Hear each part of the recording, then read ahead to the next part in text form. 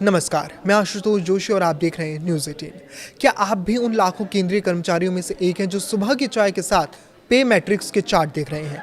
क्या सरकारी गलियारों में चल रही बैठकों की सुगबुगाहट आपके बैंक बैलेंस को बदलने वाली है? जी हाँ, 8वें वेतन आयोग की सुगबुगाहट अब एक शोर में बदल चुकी है और जो आंकड़े सामने आ रहे हैं वो किसी सपने से कम नहीं है। चपरासी से लेकर आईएएस अधिकारी तक हर किसी की नज़र अब उस मैजिक नंबर पर है जिसे फिटमेंट फैक्टर कहा जाता है। तो तैयार हो जाए, क्योंकि आज हम आपको बताएंगे उस संभावित वेतन वृद्धि के बारे में जो भारतीय प्रशासनिक ढांचे की सूरत बदल सकता है। भारत में सरकारी नौकरी का मतलब सिर्फ रोजगार नहीं बल्कि सामाजिक सुरक्षा और सम्मान है। वर्तमान में 7वें वेतन आयोग के तहत कर्मचारी वेतन पा रहे हैं, लेकिन बढ़ती महंगाई और जीवन स्तर को देखते हुए अब 8वें वेतन आयोग की मांग ने जोर पकड़ लिया है। 8वें वेतन आयोग की टीम सक्रिय हो चुकी है और दिल्ली, पुणे से लेकर उत्तराखंड तक बैठकों का दौर जारी है। इन बैठकों का मुख्य उद्देश्य कर्मचारियों की जमीनी समस्याओं को समझना और एक ऐसी रिपोर्ट तैयार करना है जो संतुलित हो।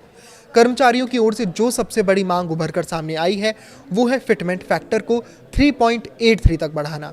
अगर सरकार इस मांग को हरी झंडी दे देती है तो न्यूनतम बेसिक सैलरी जो अभी 18,000 है वो उछलकर सीधे 69,000 के करीब पहुंच सकती है।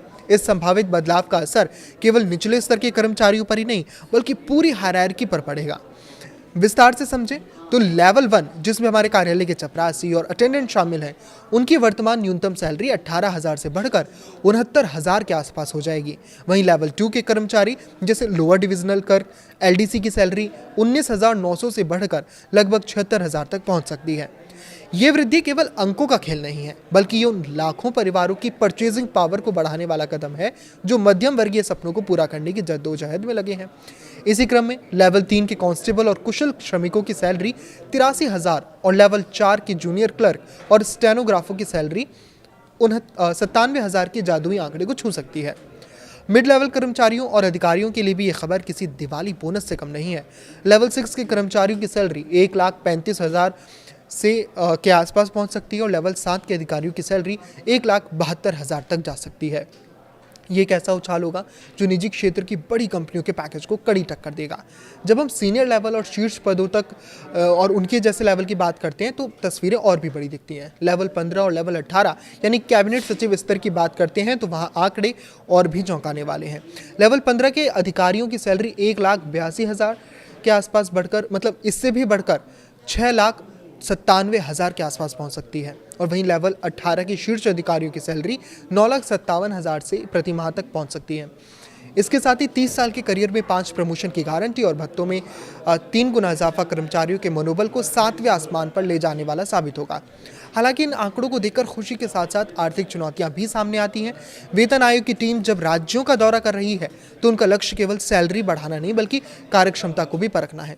फिटमेंट फैक्टर 3.83 की मांग पूरी करना सरकारी खजाने पर भारी बोझ डाल सकता है, जिसे राजकोषीय घाटा यानी फिस्कल डेफिसिट के चश्मे से भी देखना होगा।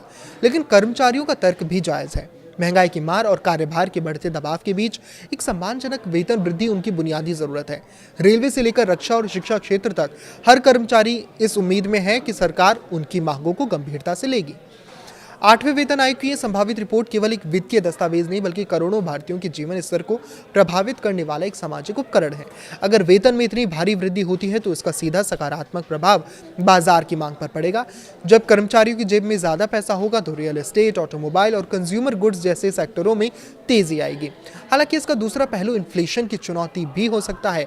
समाज पर इसका गहरा प्रभाव ये होगा कि सरकारी नौकरियों के प्रति आकर्षण और बढ़ेगा, जिससे ब्रेन ड्रेन रुक सकता है। लेकिन सबसे अहम बात यह है कि क्या सरकार और आयोग के बीच इस 3.83 के आंकड़े पर सहमति बन पाएगी। आने वाले समय में आयोग की रिपोर्ट और उस पर सरकार का फैसला ये तय करेगा कि सबका साथ सबका विकास के नारे में सरकारी कर्मचारियों के लिए कितनी जगह है।